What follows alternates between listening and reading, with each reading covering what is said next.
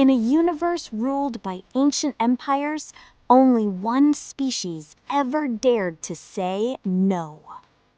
And on the day humanity refused to kneel, the galaxy changed forever. Subscribe for more H5 stories.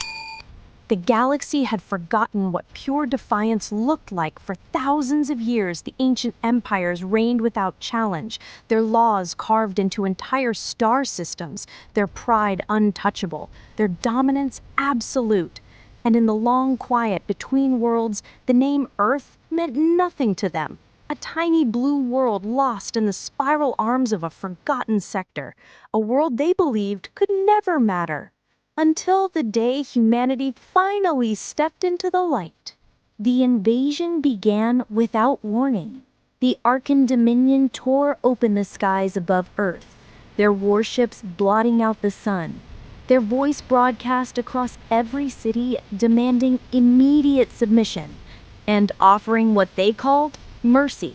Surrender your world, your people, your future, or be erased like countless races before you. And yet, humanity did not tremble. Humanity listened. Humanity stared upward at the armada, and something inside us began to burn. Across every continent, the ground shook as Arkan troops descended with metallic wings and weapons forged from starfire. They expected fear. They expected chaos. They expected us to scatter and hide behind the ruins of our civilization. But humanity is a strange, stubborn species shaped by storms, disasters, wars, heartbreaks. We have been beaten down again and again, and yet we rise stronger every time. The Arkans did not know this truth, and that was their first mistake.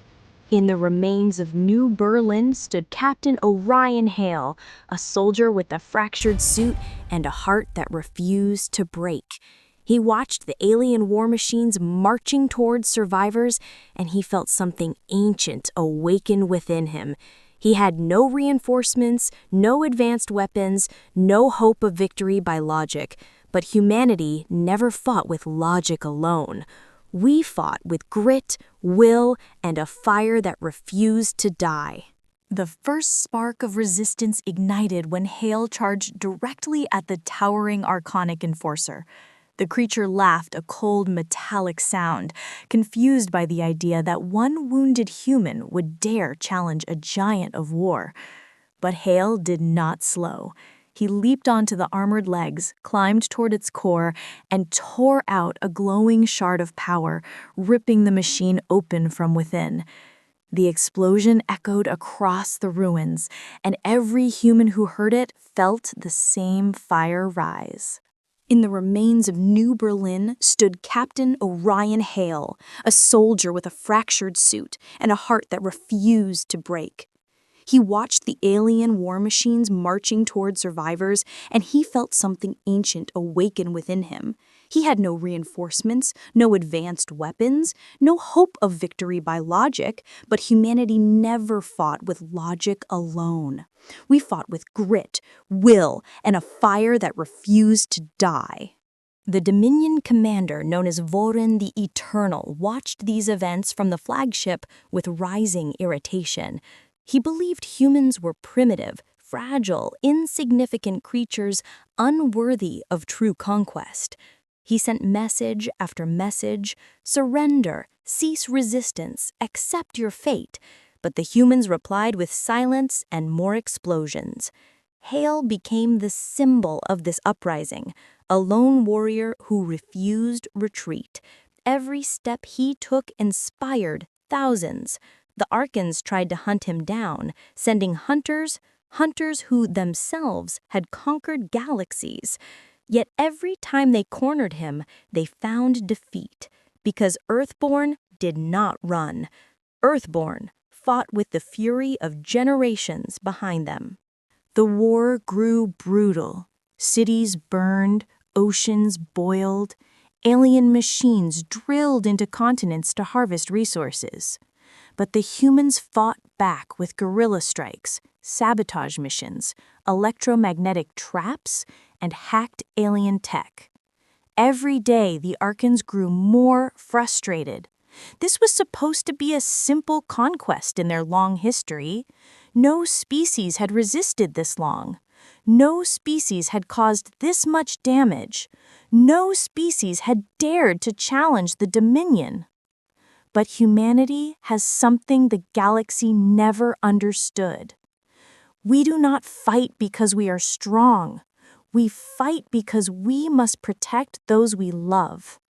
Every child, every family, every piece of our world carries meaning. And when that is threatened, we become something unstoppable. Hale's legend grew when he infiltrated an Arkan command carrier with only a cracked rifle and a stolen energy blade. The aliens laughed when he entered their hall, thinking he was a lost soldier wandering to his death. But when Hale began to fight, the laughter died. His movements were wild, desperate, but precise. He cut through armored elites, carved a path toward the command core, and uploaded a virus built from hacked Earth satellites. The ship began collapsing in fire. When Hale jumped out of the burning carrier, landing on a ruined skyscraper, the world erupted. Citizens everywhere whispered his name, the Earth-born warrior, the human who slays giants, the soldier who defied an empire.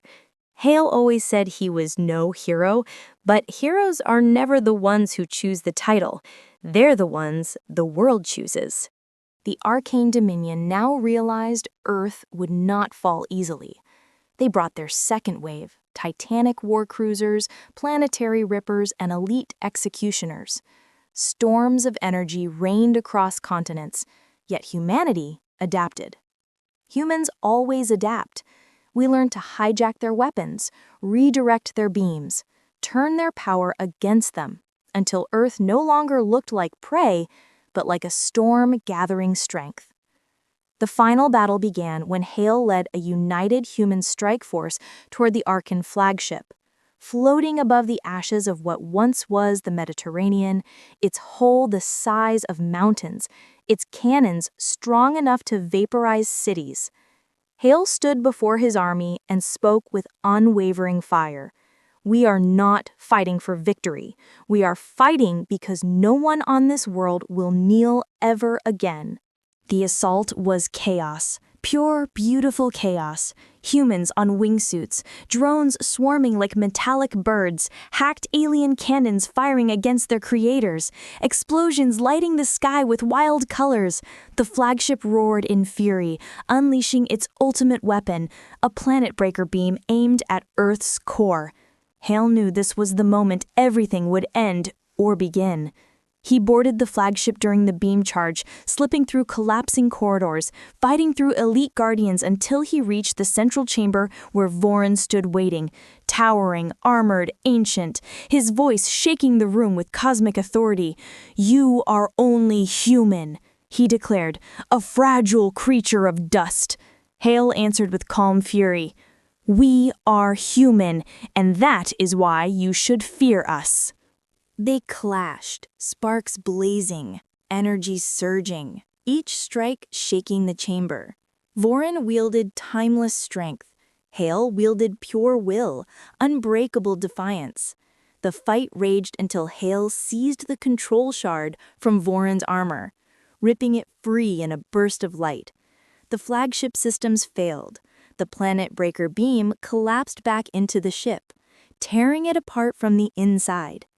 Hale escaped through a collapsing corridor as the flagship exploded in a supernova of burning metal. Humanity watched from below as their greatest enemy fell. The Arkan Dominion retreated, their pride shattered, their commander defeated, their empire shaken by a world they once dismissed as insignificant.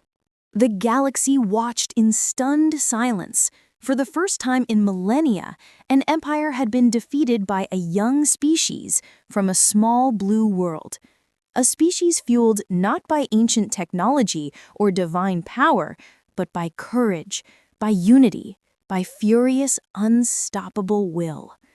And across the galaxy, a new word began to spread, whispered among stars, sung by hidden rebels, feared by tyrants.